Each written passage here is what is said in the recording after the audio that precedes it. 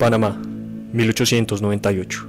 Manuel Orozco, un joven trabajador de la provincia de Bocas del Toro, caía fuertemente en preocupación al ver que su hija de 3 años estaba gravemente enferma. La pequeña se encontraba postrada en una cama, inmóvil y con una fiebre intensa que hacía parecer insignificante el propio calor de la ciudad. Lo más frustrante de todo era la incapacidad del sistema de salud local para darle siquiera un diagnóstico certero de qué era lo que acontecía a su hija. Los médicos de la ciudad no le dieron más opción que emprender un viaje a la capital del país, Bogotá, donde los hospitales contaban con los más altos recursos.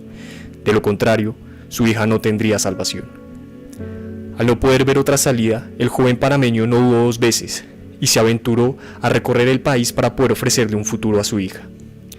El viaje no fue como nada que hubiera imaginado. Tuvo que viajar por el mar, río arriba por el Magdalena hasta Honda, para posteriormente pasar por los tortuosos caminos de la montaña hasta la capital. La ardua jornada duró meses.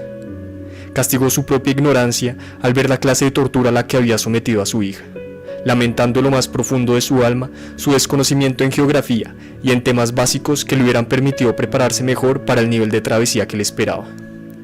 Una vez en Bogotá, se movió con toda la velocidad posible para que le dieran la atención pertinente a su pequeña. Tras entrar en el hospital más cercano, recibió una triste noticia. El doctor encargado le dijo que la pequeña se salvaría, pero debido a la tardanza con la que había sido atendida, tendría que vivir permanentemente tomando medicamentos.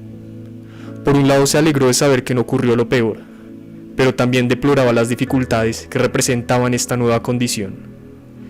En los días siguientes, Manuel se dio la oportunidad de conocer la capital y buscar asentamiento mientras se definía qué hacer con la situación de su hija. Su sorpresa fue infinita al notar las diferencias entre su ciudad de origen y la que estaba observando. A pesar de que allá en Bocas del Toro pagaban los mismos impuestos, la inversión en servicios sociales era pobre en comparación a la de Bogotá. El contraste en hospitales, escuelas e infraestructura solo le hacían pensar que si el país se hubiera fijado más en la ciudad en la que nació, su hija no se encontraría en las condiciones actuales. Para colmo, su convivencia se vio afectada al notar que los conservadores y los tradicionalistas lo miraban con desdén por su cultura, sus tradiciones y sus afiliaciones políticas.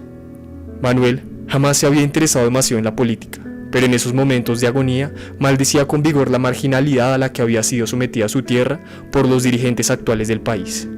Se sentía discriminado, ajeno a la nacionalidad a la que se había suscrito Panamá en 1821 tras su independencia. Al igual que Manuel, muchos panameños jamás se sintieron representados por el etos colombiano.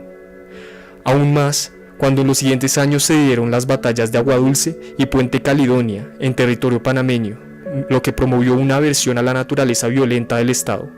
Esto sumado al fallido acuerdo de Hermann-Hay, que prometía mejorar notablemente las condiciones de vida en Panamá con la construcción del canal más enviciado de América y ocasionando así que los panameños se sintieran limitados por su propia nación.